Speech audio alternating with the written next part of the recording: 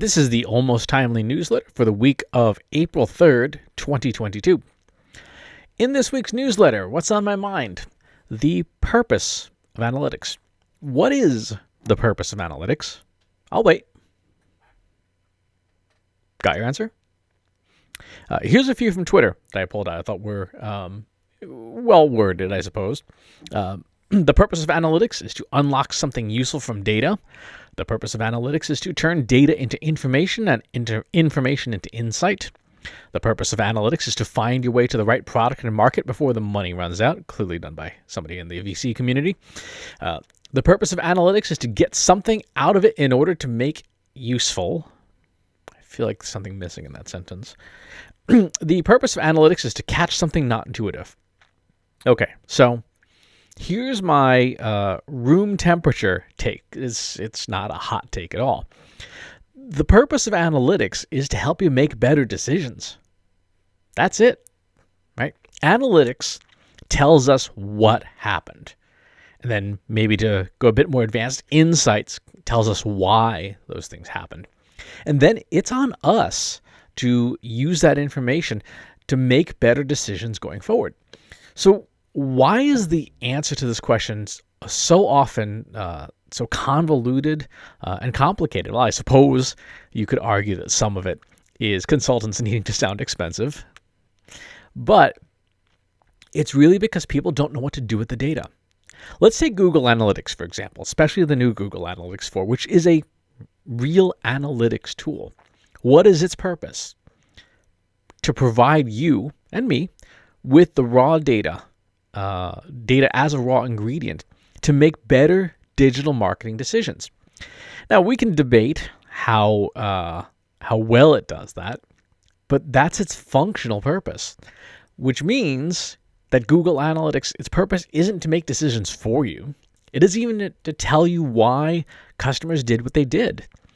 As an analytics tool, its purpose is to tell you what happened. When you look at the interface, at all the buttons and the widgets and everything, that's what it's designed to do.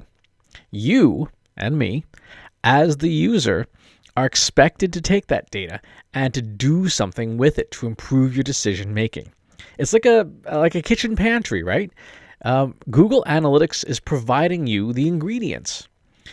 It's then up to you, the chef, to turn those ingredients into a final dish that's edible, because nobody wants a bowl of uncooked wheat flour for dinner. That's not very tasty.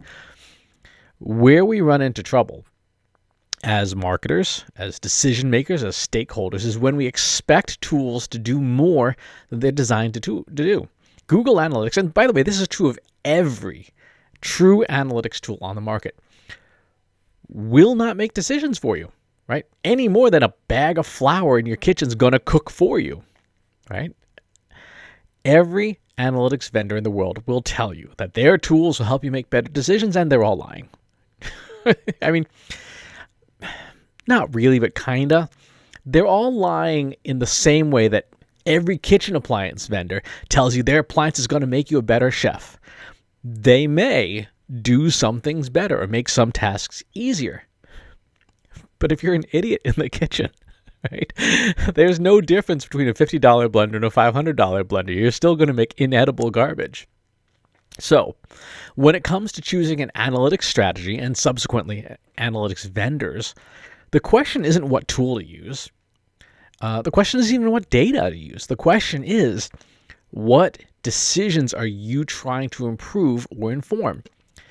And if your decision-making process is, shall we say, immune to improvement, like when you have the hippo problem, which we call the highest individually paid person's opinion, when you have a hippo problem and an executive who just wants to do things their way or just wings it, then it doesn't matter what tool you use, right? So why bother learning analytics tools or becoming skilled in analytics then? Well, because if you're lucky enough to work for an organization that understands how to use them properly, you'll make a lot of impact. And that usually translates into personal as well as organizational success. When you become really skilled at analytics, you understand the limitations of what tools can and can't do. You learn what's present and especially what's missing in data. You learn where your blind spots are in every decision, and you mitigate those as much as possible. That makes you really, really valuable. And most of all, you learn to tell the difference about which decisions do need analytics support and which don't. This is an extremely rare, valuable skill. For example, values-based and moral decisions rarely need analytics support, right? Should we make a product that's intentionally harmful to our customers? Or should we make a product that is incredibly destructive to the environment for nominal benefit for our customers? These are not questions and decisions that need a ton of data analysis, right? You need a functional sense of empathy and compassion. You need basically a working heart and a working brain to figure out the answers to those questions. They don't need a lot of analytics support. So, when you're making decisions about your analytics strategy, your tactics, your tools, think first about how you use data and analytics now. What decisions need improving? And only then make choices like vendors and data sources. It's like decide on your menu and the recipes you're going to make before you go appliance and ingredient shopping, rather than just buy a bunch of random stuff and have no idea what to cook and end up with a kitchen full of random appliances. Like, oh, what's that? That's a sous vide machine. We don't have anything to sous vide. So that's what's on my mind this week. I'd love to hear your thoughts. How do you use analytics? What is the purpose of analytics in your organization? And does it jive with what I just said? Feel free to hit the reply button in the comments here on the video or in the newsletter. Let me know. In case you missed it this week. So last week, I totally hosed the In Case You Missed It section in the newsletter. I said, let's take a look at the Google Analytics 4 live stream walkthrough. And then I forgot to put it in. So, whoops, sorry about that. In the newsletter this week, I have linked it up properly so that you can enjoy it. Now for this week, besides the new Search Console course that I've been relentlessly promoting, sorry, not sorry, the article I think is worth reading the most is a question I got from Heidi asking early in the week, why is my newsletter on LinkedIn when in the past I used to post it only in email so that you were forced to subscribe to the email newsletter to read it? Well, I answered that question and gave some thoughts as to why you might do that, and critically, what data and analysis you use to make that decision about whether that's the right decision for you or not. So go check that out. We've also got, this was a week of questions about leadership too. Making better leadership decisions, opportunities and hurdles, pandemic lessons for leaders, and so on and so forth. So lots of good stuff to check out in case you missed it.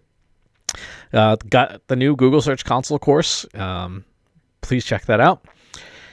In careers and jobs this week, got a few new positions. Management consulting project manager at Cipher Systems, a digital engagement lead at Owens Corning, and a content strategist position at Salesforce. So lots and lots of companies hiring if you're looking to make a bit of a change for yourself.